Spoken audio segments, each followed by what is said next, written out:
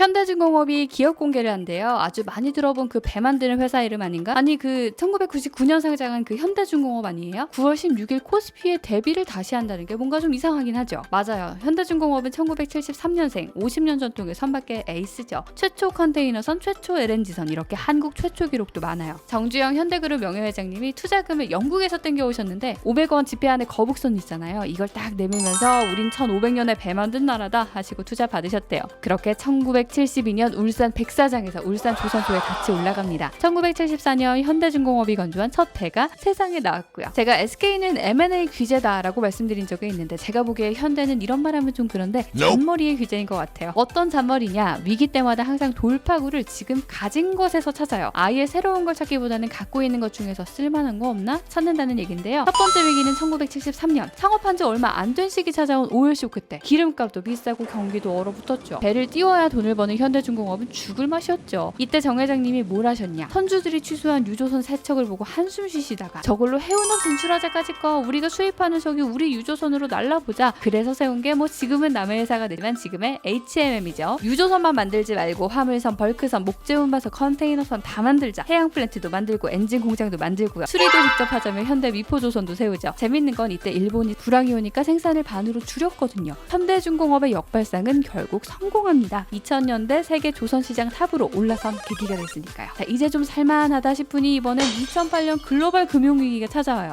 불안했어요. 중국 조선사들이 정부 등에 엎혀서 등장하기 시작했는데 중국이 또 한 번 뜨면 또 치킨 게임 장난 아니잖아요. 경기 안 좋지, 중국 치고 올라오지. 위기도 끝나야 위기인데 과연 조선으로만 내가 버틸 수 있을까?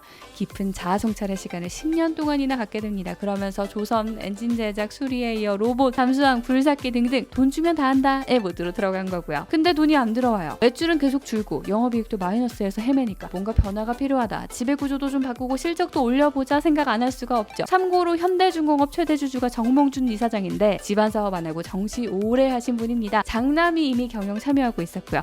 이때부터 아마 승계 생각도 해두고 있었을 텐데 여러 면에서 분사가 났다는 판단하에 2017년 건설장비, 조선 로봇 등으로 분사를 하게 된 거죠. 자, 이제 지배구조도 정리를 했어요. 금융위기 이후 구조적 침체에 빠진 조선업에서 버텨야 한다. 원래 숙제는 지켜야 할 텐데 조선 회사들이 픽픽 쓰러져 나가면서 남는 곳도 몇 없는데 이 시장에 대우조선의 양이 보이는 거예요. 오랫동안 산업은행 품속에서 분식회계의 경영난까지 겪고도 여전히 업계 2위인 회사죠. 조선업을 끌고 가려면 결국 엄청나게 돈 쏟아 부어야 하고요. 조선 시황에 따라 영향을 받으니까 새로운 캐시카우도 발굴을 해야 하는데 국내 업체끼리 경쟁만 하고 있으니 서로 지는 싸움이라는 겁니다. 현대중공업이 대우조선의 양 인수를 결심한 이유라고 밝힌 건데 문제는 이것 때문에 제일 먼저 현대중공업 지주 밑에 중간 지주 회사를 하나 더 만들고 현대중공업을 물적 분할시켰다는 겁니다. 이건 마치 아버지가 하던 사업 물려주면서 내 이름 좀 가져가라 하는 꼴인데 물적 분할 방식이 가장 효율적이어서 선택했다라고 했지만 막상 산업은행과 서로 주식을 주고받는 방식으로 그러니까 돈 안 들이고 대우조선의 양 빼오려고 하는 거다. 이런 비판을 받을 수밖에 없었죠. 노조는 노조대로 아들한테 빚만 넘겼다. 왜 물적 분할이냐? 불만을 쏟아냈고요. 자, 이렇게 현대중공업 지주가 꼼수다, 분신술이다라는 얘기까지 들으면서 여태껏 왜 몇 번의 분할과 이름 바꾸기를 했는지 살펴봤는데 사실 지금 현대중공업 IPO가 제일 궁금하시죠? 기존에 하던 방식으로는 뭐가 통하는 시대가 아니잖아요. 도로에서도 지금 탄소 배출 줄이라고 난리인데요. 바다 위에서도 마찬가지예요. IMO 2020이라는 환경 규제가 시행이 벌써 되고 있어요. 배 연료 속에 든 황산화물 함유량을 3.5%에서 0.5% 이하로 낮춰라. 이렇다 보니 지금 천연가스로 달리는 LNG선 발주가 쏟아지는 거고요. 뭐 이런 걸 시작으로 체질을 바꿔야 되는데 친환경, 디지털, 스마트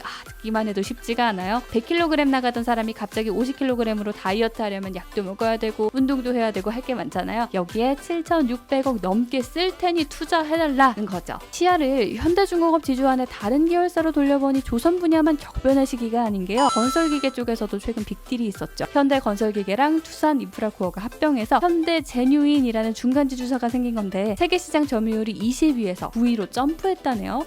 참고로 같은 계열사 직구인 현대오일뱅크도 SK네트워크스 주유소를 싹 사들였는데 여기는 이제 차츰 기름 안 팔고 분류수소 팔겠다 그러고 있어요. 사우디 오일머니 선생님들이랑은 협업을 하는데 수소 파는 걸 함께 한다네요. 자, 큰 축으로 조선, 건설기계, 에너지를 만들어 놓은 건데 언뜻 보면 이해가 안 가지만요. 사실 현대중공업 그룹은 최고의 조선소를 갖고 있잖아요. 이미 LPG, 운반에 극저온 가스 처리 기술 갖고 있죠. 만들고 옮기는 일 특화된 친구예요. 이렇게 만든 수소를 현대오일뱅크가 충전소에 넣고 팔 수 있죠. 현대건설기계가 이걸 수소차나 열차, 발전기에 넣을 나올 수 있고요. 수소는 좀 멀었다고 해도요. 건설기계 같은 경우는 조선업의 업황이 흔들릴 때 캐시카우가 될 수도 있죠. 요즘만 해도 전 세계 각국이 경기 부양한다고 글쎄 기계를 없어서 못 팔 정도라니까요. 한창 전기선 체제로 재편이 되고 있는 상황에서 수소 말고도 인공지능, 바이오 이런 신사업들은 전기선 부사장이 직접 챙긴다는데 현대 로보틱스가 KT에 500억 투자 받으러 갈 때 전기선 부사장도 같이 갔을 정도라고 합니다. 대우조선해양 인수, 친환경에서 더 나아가 수소까지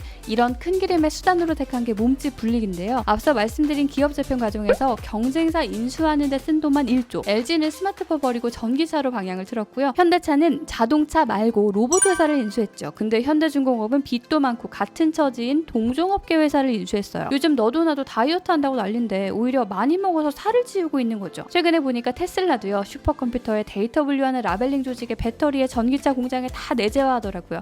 이게 당장은 힘들어도 결국 긴 그림에서는 제품을 더 잘 빨리 만드는 방법이라고 일론 머스크가 그랬다는데 여기도 마찬가지죠. 결국 수소 만들고 나르고 저장하고 팔고 넣어서 쓰고 하는데 필요한 밸류체인을 딱 수평, 수직 계열화해 놓으면 장기적으로는 더 남는 장사라는 겁니다. 그게 이렇게 수소를 중심으로 모든 계열사가 각자 뛰고 있는 이유고요. 모든 게 다 현대중공업의 생각처럼 되면 좋으련만 이런 그림을 보면 걱정도 되는 게 사실이죠. 조선업이 많이 살아났다고는 하는데 원재료인 후판 가격이 올라서 뭐 잘 팔려도 손에 떨어지는 돈도 없다고 합니다. 대우조선해양을 인수하며 몸집만 비대해지는 거 아니냐, 건설기계가 불황이라도 빠지면 돈 먹는 하마가 될 수 있지 않냐 우려도 나오는데요. 이제 막꽃을 피우는 신사업이 아니라 성숙기에 접어든 산업에서의 M&A 전략, 이게 통할지를 보는 것도 관전 포인트겠네요. 현대중공업 IPO가 왜 또 이러지나 궁금하셨을 여러분들을 위해서 이름은 왜 바뀌었는지, 그룹 지배구조의 변화는 전반적으로 어떻게 흘러왔는지 살펴봤습니다. 다음 편에서는 대우조선해양 인수의 리스크와 기회 살펴보도록 할게요. 여기까지 들으신 분들은요, 좋아요와 구독도 많이 부탁드립니다.